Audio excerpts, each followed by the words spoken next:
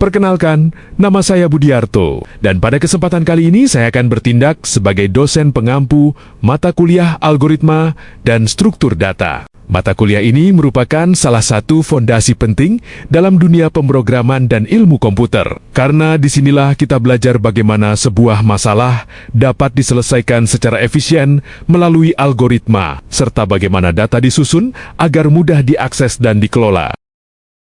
Struktur data adalah cara mengorganisasi dan menyimpan data agar dapat digunakan secara efisien. Pemilihan struktur data yang tepat memengaruhi kecepatan akses, efisiensi memori, dan performa algoritma. Contoh sederhana adalah array, yang digunakan untuk menyimpan sekumpulan nilai seperti daftar nilai mahasiswa. Dengan struktur data yang baik, pengolahan data menjadi lebih cepat dan teratur. Struktur data sangat penting karena menjadi fondasi dalam pengolahan informasi. Pertama, struktur data mempermudah pengolahan data dengan organisasi yang tepat. Kita dapat mengakses, menambah, atau menghapus data dengan lebih efisien. Kedua, struktur data membantu menghemat memori dan waktu eksekusi, karena pemilihan struktur yang sesuai akan mengurangi beban komputasi. Ketiga, struktur data membuat algoritma lebih jelas dan mudah dipahami, sehingga proses pengembangan program menjadi lebih terstruktur dan minim kesalahan. Dengan kata lain, tanpa struktur data yang baik, algoritma yang kita buat tidak akan optimal. Memahami sistem bilangan sangat penting dalam struktur data karena komputer bekerja dengan representasi data berbasis bilangan. Semua informasi, baik teks, gambar, maupun instruksi, pada akhirnya diubah menjadi bentuk biner 0 dan 1. Dengan memahami sistem bilangan seperti biner, oktal, dan heksadesimal, kita dapat mengerti bagaimana data disimpan, diakses, dan diproses oleh komputer.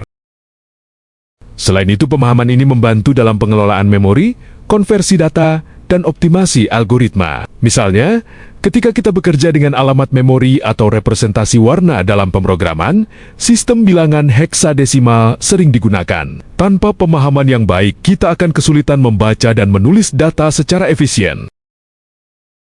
Sistem bilangan memiliki beberapa karakteristik utama yang perlu dipahami agar dapat digunakan dalam pemrograman dan struktur data. Pertama, setiap sistem bilangan memiliki basis radix, yaitu jumlah simbol yang digunakan, misalnya sistem desimal berbasis 10, biner berbasis 2, dan heksadesimal berbasis ke-16. Kedua, sistem bilangan menggunakan simbol atau digit tertentu sesuai basisnya. Contoh, biner hanya menggunakan 0 dan 1, sedangkan heksadesimal menggunakan 0 sampai 9 dan E sampai F. Ketiga, setiap digit dalam sistem bilangan memiliki posisi, place, value yang menentukan nilai berdasarkan pangkat dari basis. Karakteristik ini penting karena komputer menyimpan dan memproses data dalam bentuk bilangan biner, sehingga pemahaman sistem bilangan membantu kita mengerti bagaimana data direpresentasi dan diolah.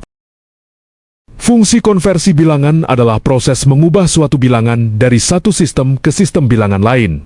Misalnya dari desimal ke biner, biner ke heksadesimal, atau sebaliknya. Konversi ini sangat penting karena komputer bekerja dengan bilangan biner, sedangkan manusia lebih terbiasa dengan bilangan desimal. Dengan memahami fungsi konversi, kita dapat membaca, menulis, dan menginterpretasikan data sesuai kebutuhan. Misalnya, alamat memori sering ditampilkan dalam heksadesimal agar lebih ringkas, sementara perhitungan dilakukan dalam biner. Konversi bilangan juga digunakan dalam pengkodean data, enkripsi, dan optimasi algoritma.